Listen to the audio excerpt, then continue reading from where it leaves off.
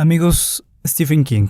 Todos sabemos quién es Stephen King, uno de los escritores más famosos de terror y de drama desde la década de los 70s, 80s y hasta la actualidad. Autor de libros como It, Carrie, The Mist, Misery, entre muchos otros. En este audio me voy a enfocar en la gran habilidad y el gran sentido y gusto que tiene Stephen King, o que tuvo, para crear un personaje muy específico, que es Charlie Decker. Charlie Decker es el personaje principal de su libro Rabia.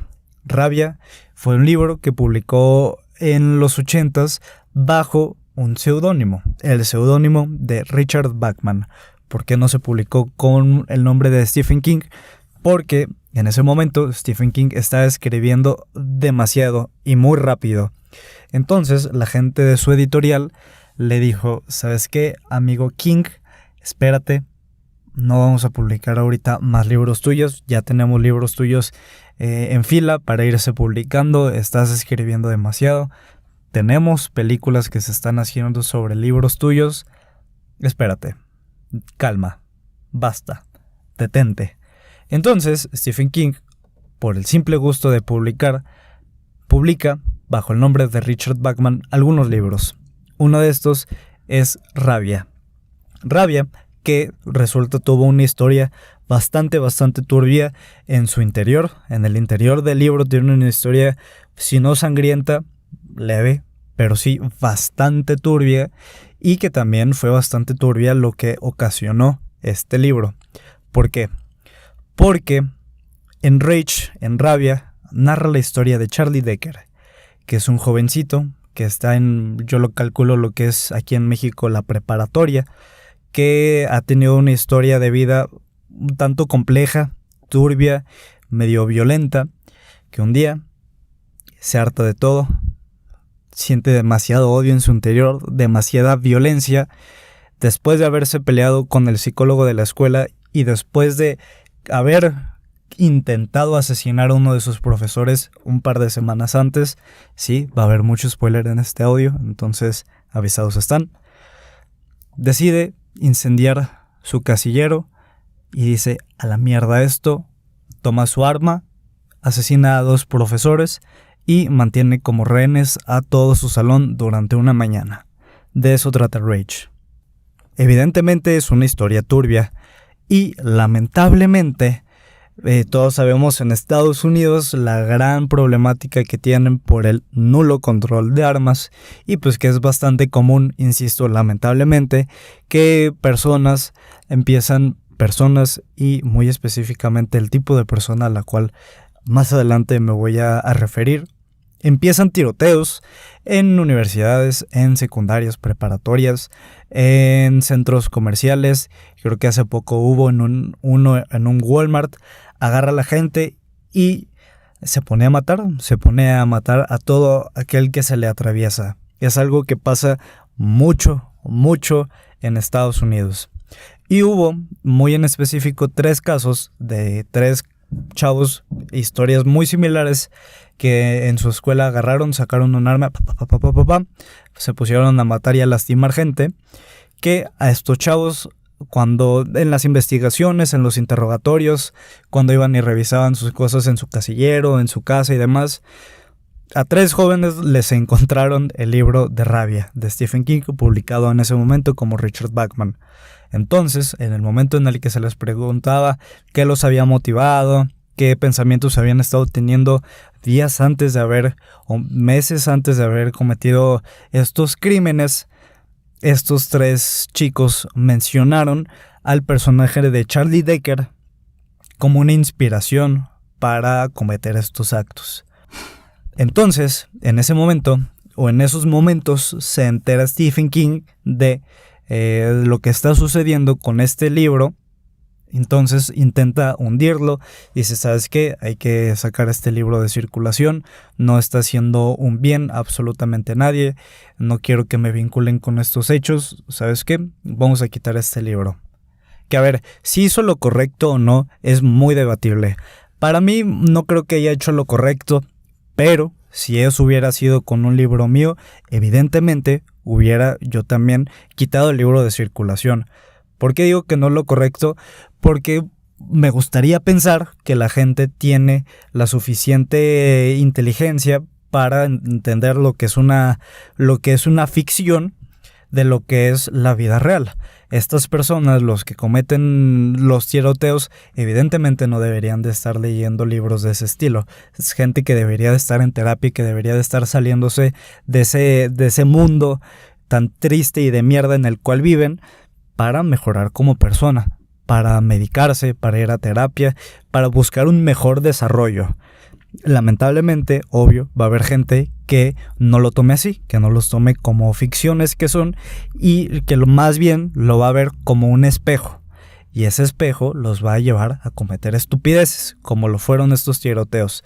Entonces me es completamente entendible que Stephen King haya dicho, ¿sabes qué? En lo más mínimo quiero que se me relacione con esto. Supongo que él ha de decir, quiero que me relacionen con los niños que les da miedo mis películas, que con jóvenes que están inspirándose a empezar a escribir o a seguir escribiendo. Quiero que se me reconozcan mis novelas de drama, pero no quiero que se me vincule con asesinos y con gente que inspiró a asesinar después de haber leído mis libros.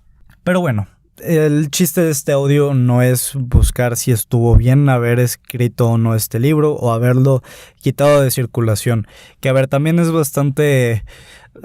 No entiendo qué es lo que sucede con este libro. Yo hace poco lo compré la semana pasada y es una versión reciente. No compré una versión antigua y está publicada bajo el nombre de Stephen King. Pero sí es un libro difícil de conseguir. Recuerdo hace por lo menos unos 7, 8 años que yo lo buscaba en internet o lo buscaba para comprar y jamás lo vi, y tiene pues sí poco, como un año que ya lo empecé a ver por ahí. Seguramente algún vínculo ha de tener con que recientemente se han hecho películas de Stephen King, entonces como que han de decir, ¿sabes qué? Tú publica, hombre, tú publica, tenemos la licencia, tú públicalo. Entonces pues por ahí lo van a poder conseguir. No es difícil de conseguir y creo que sí está en línea, entonces pueden leerlo. ¿Qué es lo que tiene este libro que me pareció excesivamente recalcable y que me parece un gran ejemplo del tipo de ingeniería, por así decirlo, o de elucubración que se puede hacer para escribir un buen personaje, para crear y darle vida a un buen personaje? Como ya les dije, Rabia cuenta la historia de Charlie Decker, que es este chavo que toma rehenes a sus compañeros porque mató a 2 de sus profesores. Entonces empieza una terapia como grupal muy muy extraña. Insisto, tienen que leer el libro porque también hay por ahí un tipo de síndrome de Estocolmo en el cual los compañeros están relativamente tranquilos con Charlie, están platicando, empiezan a contarse entre todos algunas historias medio turbias, todos empiezan a contar sus historias turbias. Algún tipo de relación empiezan a sentir o de intimidad empiezan a sentir con Charlie, cuando Charlie empieza a contar cuál es su historia, cuáles fueron las cosas que a él le han sucedido a lo largo de su vida que lo llevaron a esta situación. Todo este libro me recordó mucho a un artículo que muy recientemente publicó un escritor estadounidense de nombre Scott Galloway. Si no mal recuerdo, lo publicó en una página de CNN que habla acerca de cuál es la persona más peligrosa en este mundo. Scott Galloway, lo pueden buscar como Scott Galloway Dangerous Man en Google. Entonces, dice Scott Galloway, ¿quién es la persona más peligrosa en este mundo? Dice, son los hombres jóvenes, solos y sin dinero. Si nos ponemos a pensar y si ponemos a checar quiénes son las personas que andan cometiendo crímenes, que andan cometiendo esta sarta de estupideces en el mundo, estoy muy seguro que nos vamos a encontrar este patrón y estas características en las personas que cometen este tipo de delitos. Yo sé perfectamente bien que hay gente millonaria que sigue robando. Yo sé que hay gente casada y que viola mujeres, que asesina niños, yo lo sé, pero estoy seguro que este tipo de personas son una minoría. Vamos a pensar en una persona que está tranquila con su vida, que vive en control de qué es lo que está sucediendo con su situación económica, con sus relaciones interpersonales, que nunca tuvo muchos problemas con su familia, que vivió en un ambiente sin violencia. Las probabilidades de que esta persona sea un delincuente son bastante bajas. ¿Imposibles? No, nunca van a ser imposibles. Y siempre va a haber el negrito en el arroz que va a andar cometiendo crímenes. Pero, ¿quiénes son las personas que más van a robar? Los que más tienen necesidad. ¿Quiénes son las personas que van a violar a alguna mujer? Los que nunca han podido estar con alguna mujer y que saben que nunca lo van a conseguir y que no tienen la seguridad suficiente para siquiera acercarse o hablar con alguna mujer. Entonces, en esta sesión de terapia que empieza Charlie, empieza a contar cuáles son las cosas que a él le sucedieron. Primero empieza contando desde su infancia cómo está en un campamento con su papá que es una persona muy violenta, con problemas de alcohol, y está platicando con sus amigos qué es lo que él haría, el papá de Charlie, si alguna vez encontrara a su mamá siéndole infiel. ¿Qué es lo que él haría? Asesinarla. Bastante violencia. Pasan algunas escenas y es Charlie contando cómo es que se llevaba él de niño con su papá. ¿Cómo se llevaba? Con bastante violencia. Charlie creció teniéndole mucho miedo a su papá porque su papá era una persona agresiva con él y su mamá. Su mamá, que era una buena mujer, por lo poco que se cuenta de ella en el libro, o lo suficiente que se cuenta de ella en el libro, ella era una mujer tranquila. Más adelante se cuenta cómo fue la primera o la casi primera experiencia que tuvo Charlie, una experiencia físico-sexual con una chavita que conoció en alguna fiesta y que pues evidentemente fue un intento fallido, fue algo que no salió bien.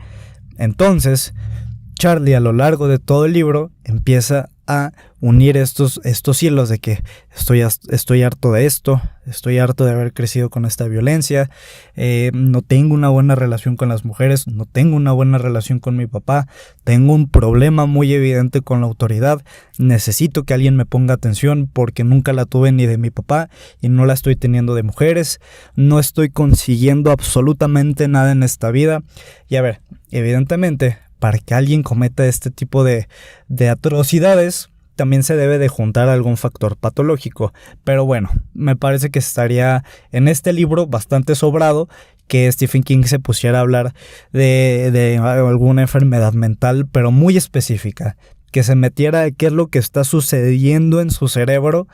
Estaría bien, mas me parece no es el libro, eso ya podría quedar para otro tipo de literatura mucho más técnica.